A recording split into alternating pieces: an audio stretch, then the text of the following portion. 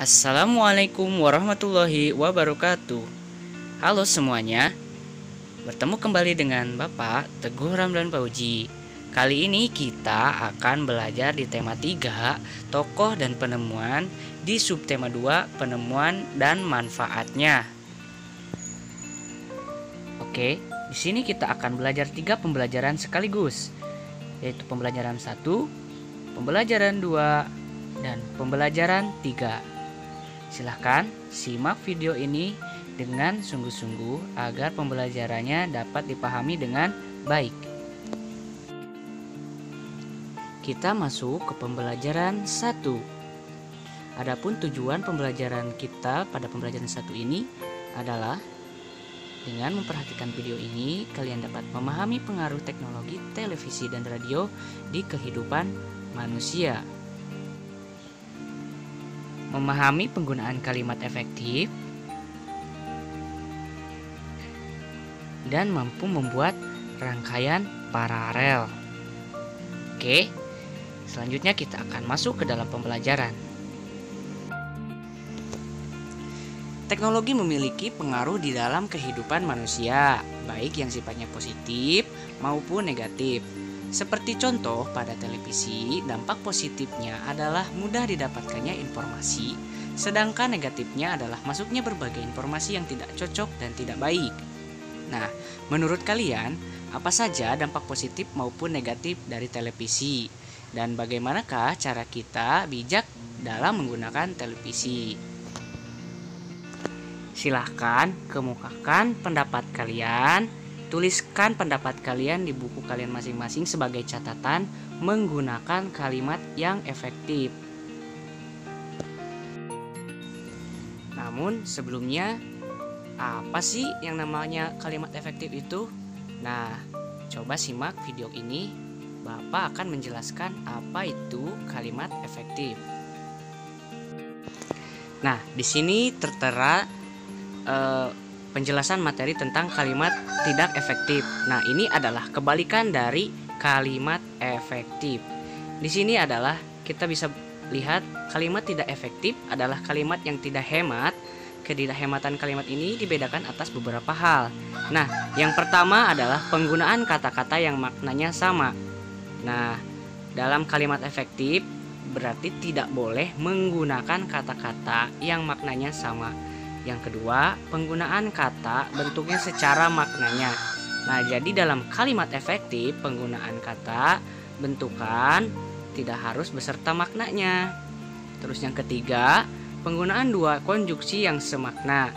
Nah, dalam kalimat efektif tidak boleh menggunakan dua konjungsi, cukup satu saja. Yang keempat adalah penggunaan subjek yang berlebihan. Dalam kita membuat kalimat efektif, kita tidak boleh menggunakan subjek yang berlebihan. Nah, di sini kita bisa lihat ada contoh dari kalimat tidak efektif.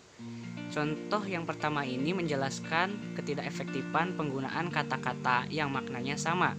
Seperti yang pertama adalah televisi ini adalah televisi kesukaan Tino. Ya, televisi ini merupakan dan adalah memiliki makna yang sama, jadi tidak perlu menggunakan keduanya. Cukup dengan televisi ini merupakan televisi kesukaan Tino atau televisi ini adalah televisi kesukaan Tino. Cukup seperti itu saja, tidak perlu menggunakan merupakan dan adalah. Terus ada listrik di rumah Ani sangat terang sekali. Nah, sangat terang sekali, jadi ada sangat terang sekali. Jadi tidak perlu pakai sangat ya. Jadi langsung saja listrik di rumah Ani terang sekali. Di situ sudah menjelaskan bahwa lampu di rumah Ani ini sudah terang. Tidak perlu ditambahkan sangat terang sekali. Selanjutnya contoh yang kedua yaitu ketidakefektifan penggunaan kata bentukan beserta maknanya. Nah, yang pertama adalah pertemuan itu dihadiri para pejabat-pejabat. Nah, di sini tidak efektifnya di mana? Nah, pertemuan itu dihadiri para pejabat-pejabat. Tulisan pejabat-pejabat itu tidak perlu dua kali ya. Jadi langsung aja pertemuan itu dihadiri para pejabat. Ya. tidak perlu ada pejabat-pejabat. Yang kedua, kita harus saling tolong menolong dalam kesulitan. Nah, seharusnya jangan seperti ini. Untuk menggunakan kalimat efektif, kita hanya cukup menuliskan kita harus saling menolong dalam kesulitan. Itu cukup efektif. Selanjutnya, contoh yang ketiga, yaitu contoh ketidakefektifan penggunaan dua kata hubung yang semakna. Contohnya, meskipun sakit, namun Dito tetap pergi ke sekolah. Ya, seharusnya meskipun sakit, Dito tetap pergi ke sekolah. Jadi cukup segitu aja, jangan ditambahin namun, ya. Nah, contoh yang terakhir adalah ketidakefektifan penggunaan subjek yang berlebihan. Nah, contohnya ini Mita ingin menulis cerpen setelah Mita membaca cerita Tommy. Nah, seharusnya cukup Mita menulis cerita setelah membaca cerita Tommy. Nah, kemampuan menulis efektif ini sangat cocok dan sangat penting bagi kalian semua yang belajar agar dalam setiap pengerjaan tugas, pengisian esai itu kalian bisa menggunakan kalimat yang efektif. Jadi tulisan kalian lebih rapi, lebih singkat, dan lebih bermakna di dalamnya, dan juga mudah dimengerti. Nah, selanjutnya kita akan belajar membuat rangkaian paralel. Nah, rangkaian paralel bisa kita baca di sini adalah arus listrik pada rangkaian paralel memiliki cabang. Oleh karena percabang, rangkaian paralel memiliki dua jalan aliran listrik. Arus listrik dari baterai mengalir secara bersamaan melalui lampu A dan lampu B. Kemudian balik lagi ke baterai. Setiap lampu mendapatkan energi listrik yang sama besar.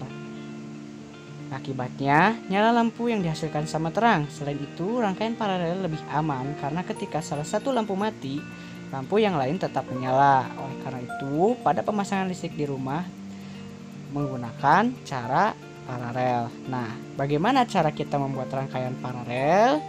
Coba nanti simak video yang akan Bapak berikan melalui link deskripsi. Oke, sekarang kita masuk ke dalam pembelajaran yang kedua. Adapun tujuan pembelajaran yang kedua ini diantaranya adalah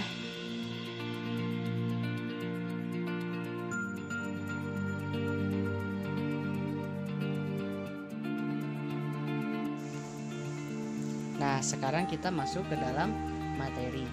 Cara mengelola waktu dengan baik. Nah, bagaimana sih cara kita mengelola waktu dengan baik?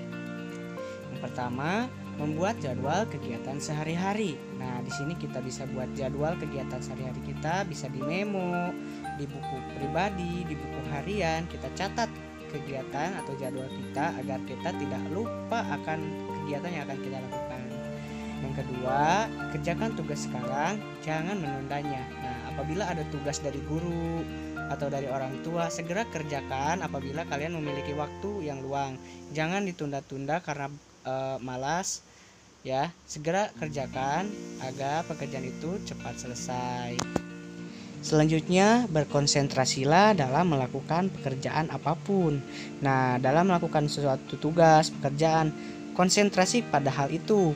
Jangan sampai pikiran kalian kacau karena ada hal-hal lain seperti ingin bermain, ingin bermalas-malasan. Jadi kalau kita sedang melakukan aktivitas atau mengerjakan sesuatu, kita harus fokus. Yang selanjutnya, lakukan pekerjaan dengan tenang, teliti, dan senang hati. Jadi dalam melakukan suatu pekerjaan, kita tidak boleh rusuh, tidak boleh buru-buru. Perhatikan setiap redaksi tugas atau hal-hal yang diberikan oleh orang tua ataupun guru agar dalam pengerjaannya sesuai nantinya, ya. Terakhir adalah bicarakan rencana kita kepada orang tua atau teman agar mereka dapat membantu kita saat kita mengalami kesulitan. Nah, coba kalian ceritakan kegiatan apa yang akan kalian lakukan baik ke orang tua, ke teman, ke guru. Jadi misalnya seperti ini. Pak, Bu, hari ini aku akan mengerjakan PR yang diberikan oleh sekolah. Nah, siapa tahu dengan menceritakan hal itu, orang-orang di sekitar kalian mau membantu kalian dalam mengerjakan PR. Itu contohnya. Dengan begitu, waktu pengerjaan PR kamu bisa lebih cepat tentunya. Jadi begitu.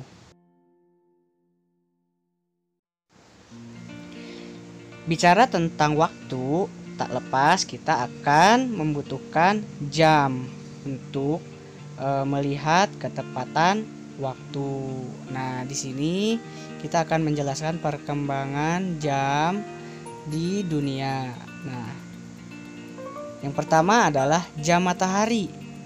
Digunakan sekitar 3.500 tahun sebelum Masehi.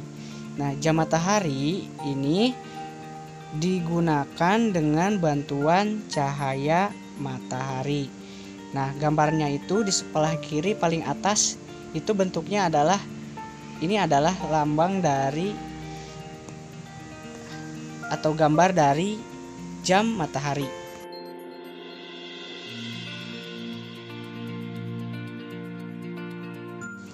Nah, sekarang yang kedua adalah jam pasir, diciptakan oleh Alexandra sekitar pertengahan abad ketiga atau diperkirakan muncul pada tahun 1338 berdasarkan lukisan Allegoriae Good of Government dari Ambrogio Lorenzetti.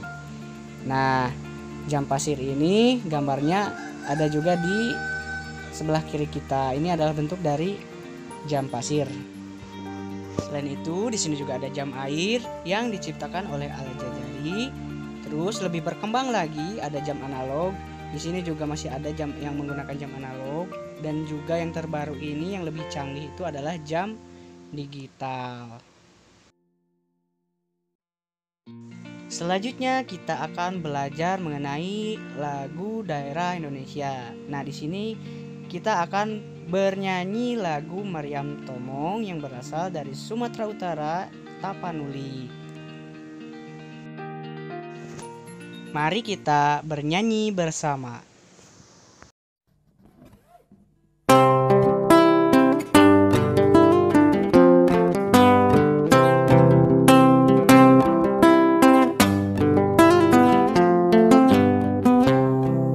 Selendang madi kinjang kain panjang madi toru pangeol ni gonting masong ondeng kemamangon lu Maryam Tomong dainang sinapang masin Maryam Tomong dainang sinapang masin.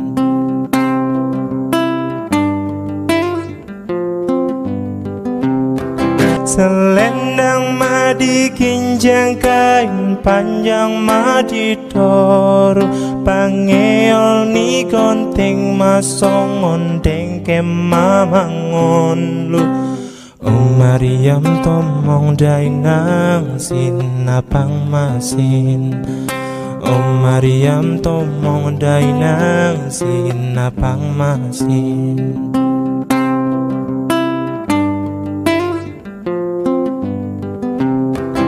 Selendang madi kinjang kain panjang madi toru pangeol ni gonting masong ondeng kemamangon Maryam Tomong dainang sinapang masin Maryam Tomong dainang sinapang masin.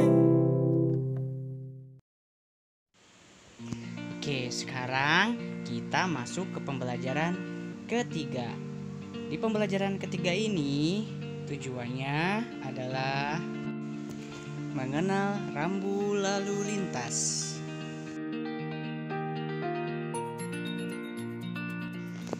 Nah, coba di sini dilihat gambar-gambarnya.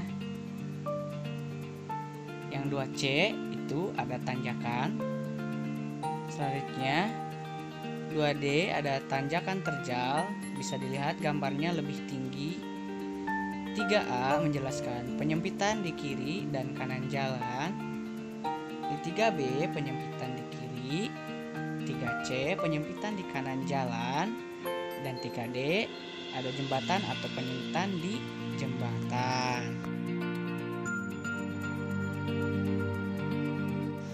Selanjutnya di 20F itu artinya persimpangan bundaran dengan prioritas.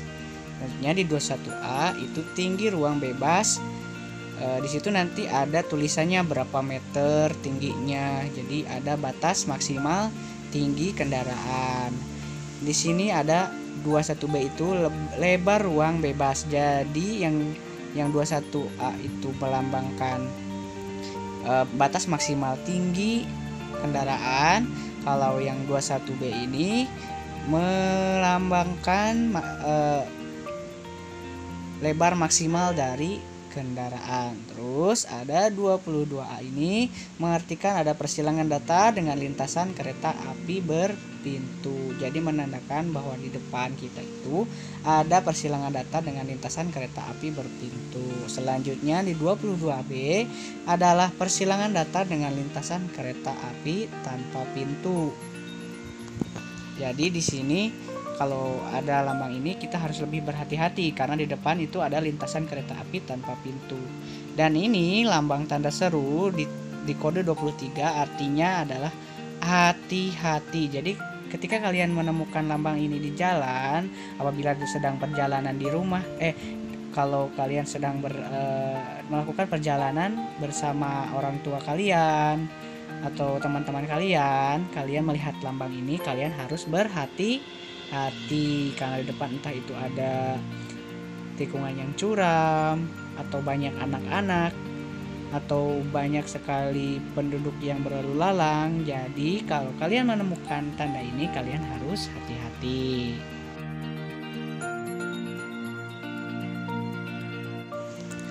Oke, alhamdulillah sekian pembelajaran maraton kita dari pembelajaran 1, 2, dan 3. Semoga ilmu yang Bapak berikan di sini bisa bermanfaat bagi kalian semua. Namun, mohon maaf apabila ada kekurangan atau kesalahan dalam menjelaskan materi di sini. Nah, untuk pembelajaran 1, 2, dan 3 di tema 3, tokoh dan penemuan, subtema 2 dari pembelajaran 1, 2, dan 3. Silahkan dibaca lagi buku siswa kalian yang kalian pegang untuk mempelajari lebih lengkapnya dari pembelajaran 1, 2, dan 3. Terima kasih, Bapak cukupkan. Wassalamualaikum warahmatullahi wabarakatuh.